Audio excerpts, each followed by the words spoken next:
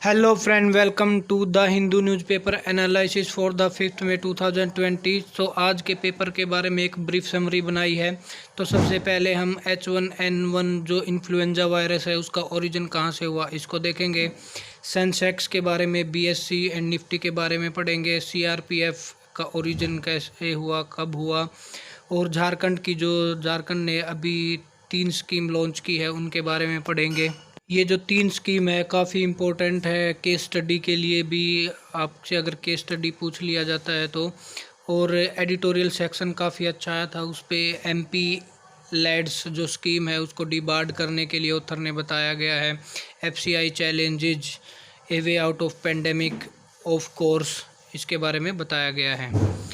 Gilgit Baltistan election, PIL on food security act, DRDO origin, और DRDO ने जो अभी रिसेंटली डेवलप किया है UV ब्लास्टर, ये, और लास्ट में टोबैको प्रोडक्ट्स रूल, जो कि नए रूल आए हैं। आज का पेपर काफ़ी इम्पोर्टेंट है। आज की फर्स्ट एवर न्यूज़ देख लेते हैं। First ever news, state with high swine flu rate record most covid case. तो इस न्यूज़ में बताया गया है कि जिन स्टेट में 5 स्टेट बताए गए हैं कि स्वाइन फ्लू डिटेक्ट हुए हैं, उनमें ही कोविड-19 कोरोना वायरस के केस ज़्यादा हैं। तो इसके पीछे एक कारण बताया जा रहा है कि जो कि H1N1 वायरस है, स्वाइन फ्लू वायरस, जो कि एक इन्फ्लुएंजा वायरस है। सबसे पहले 1919 में अफ्रीका में स्वाइन पिगमेंट से शुरू हुआ था, और जो इसका वायरस था बाद में म्यूटेट करके ये ह्यूमन्स में ट्रांसमिट हुआ। तो ये आशंका जताई जा रही है कि कहीं न कहीं ये वायरस अभी म्यूटेट करके वापस पशुओं में या एनिमल्स में ना चला जाए। तो ये एक न्यूज़ थी, और इतना H1N1 के बारे में था।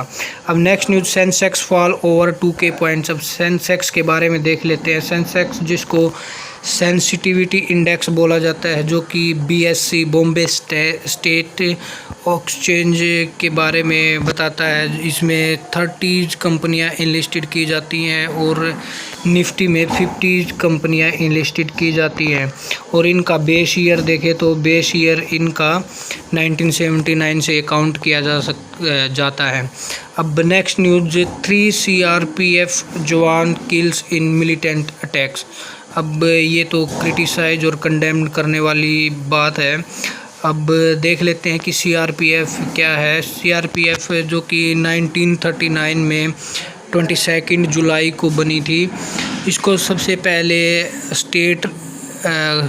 क्राउन रिप्रेजेंटेटिव पुलिस बोला जाता था, जो कि ब्रिटिश राज में इसको बोला जाता था। और उसके बाद में आफ्टर इंडिपेंडेंस, तो ये 28 दिसंबर 1949 में इसको CRPF बोले जाने लगा, जिसको सेंट्रल रिजर्व पुलिस फोर्स भी बोलते हैं। अब ये काम क्या करता है, to maintain law and order को मेंटेन करने में स्टेट गवर्नमेंट की ये हेल्प करता है। नेक्स्ट आर्टिकल पे चलते हैं डायरेक्ट। क्या है ये, मोस्ट इम्पोर्टेंट आर्टिकल है। ये हमारे GS2 GS3 में भी काम आ सकता है, और केस स्टडी के रूप में भी इसको यूज कर सकते हैं। जो रिसेंटली झारखंड ने 3 स्कीम लॉन्च की है फॉर जॉब क्रिएशन। इसमें सबसे पहली स्कीम है बिरसा हरित ग्राम योजना, जिसमें BHGY बोलते हैं इसको in short. BHGY is envisaged at bringing over 2 lakh acre of unused government fallow land under the afforestation program। इसमें जो हॉर्टिकल्चर का काम किया जाएगा, जितने भी फ्रूट्स के पौधे लगाए जाएंगे, like about 5 lakh family will be provide 100 fruit bearing plants. तो उनको दे दिए जाएंगे और उनको वेजेज दिया जाएगा, और इससे प्रोडक्शन भी बढ़ जाएगा। तो काफ़ी अच्छी स्कीम है बिरसा हरित ग्राम योजना। और सेकंड वन इज नीलांबर पीतांबर जल समृद्धि योजना। अब इसमें क्या होगा, इसमें जो भी बारिश का पानी है वो हार्वेस्ट और स्टोरेज किया जाएगा, ताकि उसको कल्टीवेशन और इरिगेशन में यूज किया जा सके। अब नेक्स्ट एंड लास्ट, जो कि वीर शहीद पोटो हो खेल विकास योजना। इसमें इस योजना के तहत 5000 sports ground will be developed across the state. तो ये काफ़ी अच्छी स्कीम है, और दूसरे स्टेट को भी इस मॉडल को कॉपी करना चाहिए। तो नेक्स्ट एडिटोरियल जो कि हमारा lead article MP lads it's suspension and why it must go. तो इसमें बोला है ऑथर 5 रीजन देता है कि member of parliament local area development scheme, जिसको एमपी लैड्स स्कीम बोला जाता है, वो अबोलिश करना चाहिए। इसमें एक बैकग्राउंड बता देता हूँ। एमपी लैड्स जो कि जिस एरिया का एमपी रहता है उसको 5 करोड़ रुपए एनुअली दिया जाता है वहाँ के एरिया को डेवलप करने के लिए, और 25 लाख रुपये पर एनम दिया जाता है अपने एरिया से बाहर खर्च करने के लिए। तो ये ड्यूरिंग दिस पेंडेमिक इसको अबोलिश कर दिया गया है 2 इयर्स के लिए। तो ऑथर बोलता है कि ये 2 इयर्स के लिए नहीं, इसको बिल्कुल अबोलिश ही कर देना चाहिए। तो ऑथर 5 रीजन देता है। पहला reason, this scheme violates one of the cardinal principle which though not specially written down in the constitution actually parameets the entire constitution, separation of power। Mainly इसमें सेपरेशन ऑफ पावर के बारे में बताया गया है कि लाइक अगर कोई एमपी जो कि सेंटर में होता है किसी भी स्टेट या डिस्ट्रिक्ट को बोलेगा वो इम्प्लीमेंट करने के लिए, तो वो बिल्कुल भी उसको मना नहीं करेगा, और एक तरह से चाहे वो उसके फ़ायदे के लिए है या नहीं। तो सबसे बड़ा इसको सेंटर की मेन पावर जो कि डोमिनेट करता है, तो इसमें डिस्प्यूट ऑफ पावर आ जाता है। और second, implementation of the scheme has always left much to be desired. अब इम्प्लीमेंटेशन इसका अच्छे से नहीं हुआ है क्योंकि इसका फंड यूटिलाइजेशन है 49 to 90% ऑफ बुक्ड अमाउंट, उसमें बहुत कम फंड यूटिलाइज होता है। इसमें फिगर भी दिया है कि बहुत ही कम फंड यूज होता है, like 387 days in 57% of the work against the requirement of issuing the work order within 45 days of the receipt of recommendation। मतलब इसमें कोई भी काम दिया जाता है तो उसका रिकमेंडेशन भी बहुत ही लेट होता है। Third, gap in utilisation. इसका जो यूटिलाइजेशन होता है उसमें बहुत सारे गैप होते हैं। इवन कैग की भी एक रिपोर्ट आई थी, उसने बोला था कि जो बिल भी लगाए जाते हैं वो भी उन बिल होता है, और फंड को लेकर तो है ही जो कि फंड यूटिलाइज नहीं किया जाता है। और फोर्थ बताया है कि जो 5 करोड़ रुपए यूटिलाइज किए जाते हैं वो नेपोटिज्म की भावना से, लाइक अपने जो भी कॉन्ट्रैक्टर रहते हैं वो क्लोजर रहते हैं एमपीज के, और वो उन्हीं को ही वो काम सौंप देते हैं, जिसमें उसमें क्रेडिबिलिटी काफ़ी कम हो जाती है उस काम की। तो फाइनली ऑथर यही बोलता है कि सबसे पहले तो इसको अबोलिश ही कर देना चाहिए और ये फंड यूटिलाइज किया जाना चाहिए as a disaster management fund. और one prominent example is the construction of a fountain in the open space of an unauthorised settlement और ए झुग्गी झोपड़ी कॉलोनी। इसमें ये बोला है कि सबसे बड़ा एग्जांपल तो यही है मिसयूज का इसके फंड का, कि जितनी भी झुग्गी झोपड़ी हैं उनके भी एमपी एमएलएज हैं, क्या उनको एक ड्रिंकिंग वाटर की फैसिलिटी भी आज तक नहीं प्रोवाइड की गई। तो इन्हीं सभी कारणों से ऑथर ने बोला है कि इस एमपी लेड स्कीम को बिल्कुल ही बंद कर देना चाहिए। A grain stockist with a role still relevant. इस आर्टिकल में सुधा नारायणन ने लिखा है जो एफसीआई को क्रिटिसाइज किया है और उसके सामने क्या क्या चैलेंजेज हैं उनको बताया है। एफसीआई के अगर बात करें तो एफसीआई की 1964 में एक एक्ट के तहत बना था और इसका काम वीट एंड राइस को प्रोक्योर करवाना था सस्ते दामों पर। और इसके साथ ही ग्रीन रिवॉल्यूशन जो कि 1966 में शुरू हुआ था, तो एक बार चेक कर लेना, तो उसमें ये उसके साथ ही ग्रीन रेवोल्यूशन को भी बढ़ावा देना था। अब एफसीआई के सामने क्या क्या चैलेंजेज आए, इसमें सबसे पहला चैलेंजेज एफसीआई के सामने आया तो स्टॉकिस्ट प्रॉब्लम आई, जो कि स्टॉक के लिए प्रॉब्लम आई। तो अब भी रिसेंटली तो जो स्टॉक की प्रॉब्लम कम हुई है लास्ट 2 मंथ में, क्योंकि about 3 million turns post lockdown के बाद में ये इतना जो फूड ग्रेन है वो बांट दिया गया है। और इसके साथ ही e auction and OMSS open market sale scheme, जैसे कि मंडी से ही खरीदारी करवा देना।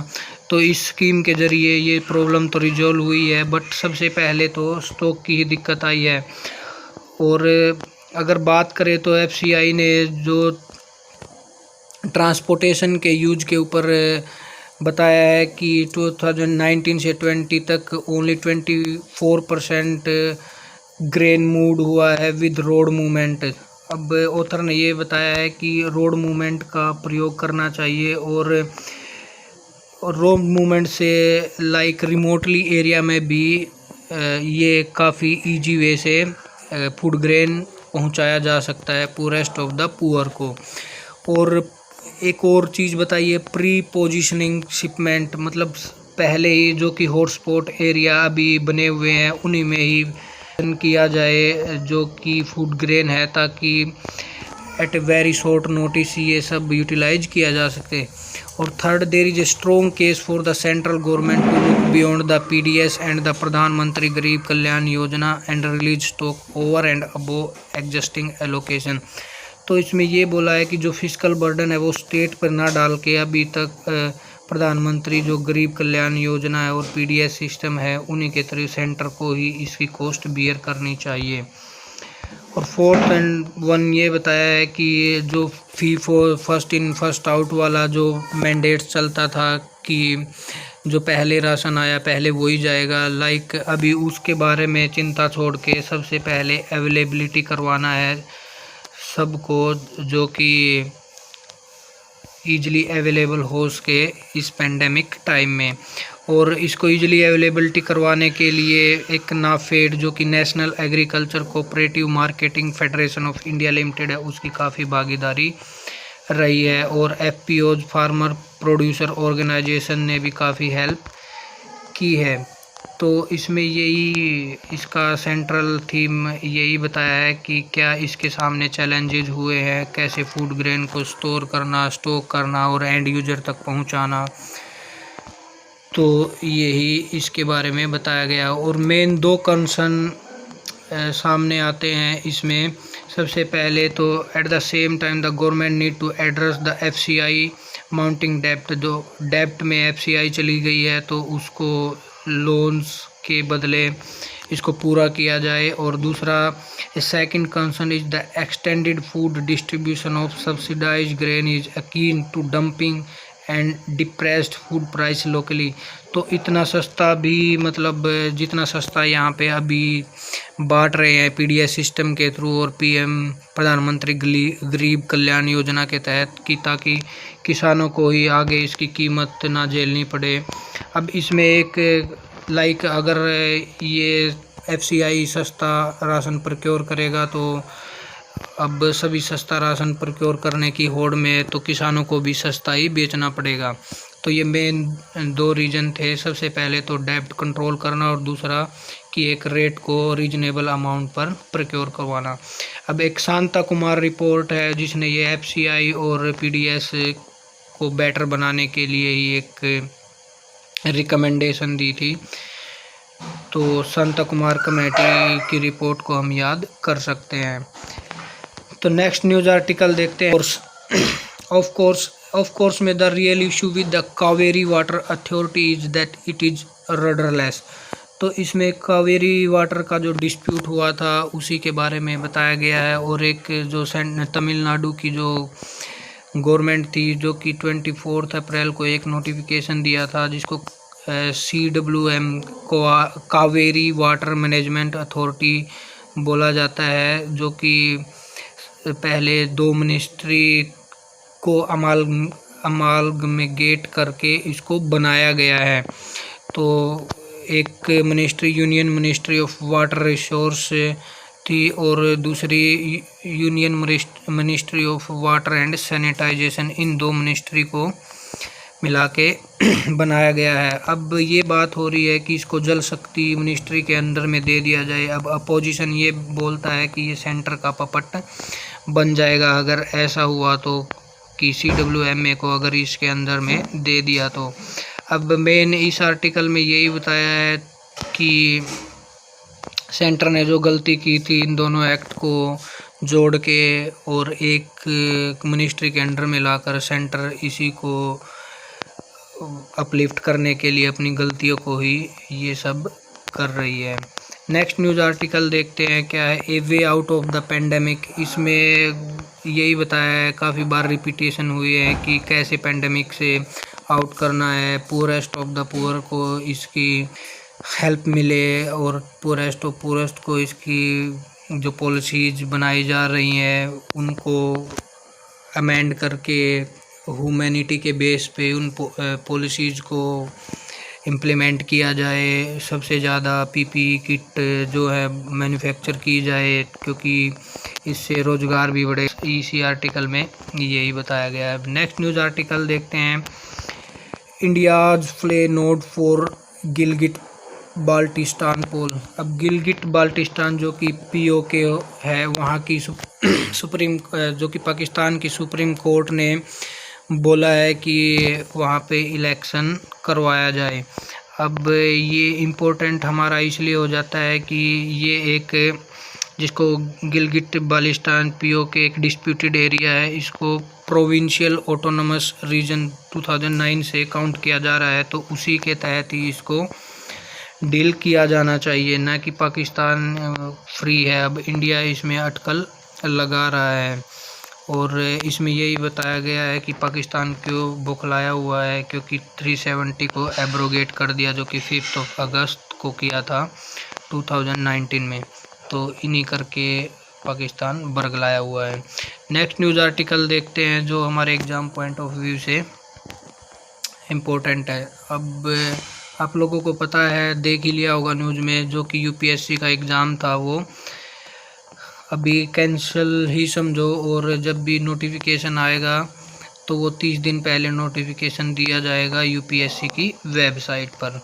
अब next news article, SC2 here PIL on food security for all. अब एक सुप्रीम कोर्ट ने PIL की हियरिंग की है, जो कि जयराम रमेश ने PIL किया है कि एक जिसके पास राशन कार्ड नहीं है उसको भी राशन दिया जाए, क्योंकि ये तो फूड सिक्योरिटी एक्ट के तहत बोला गया है कि ये फूड फॉर ऑल।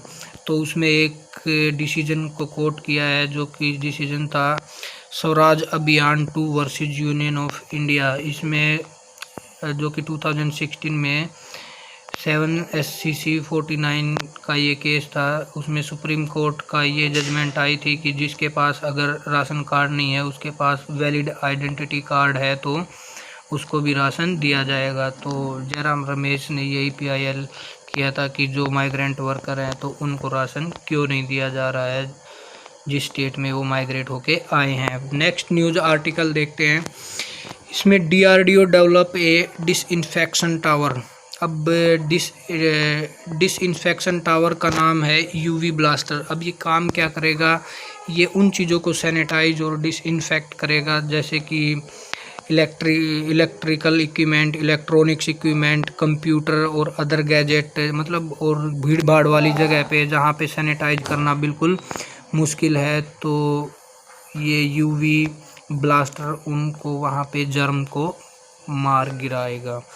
अब नेक्स्ट न्यूज़ आर्टिकल देखते हैं जो कि लास्ट पेज पे है, new health warning on tobacco products PACS.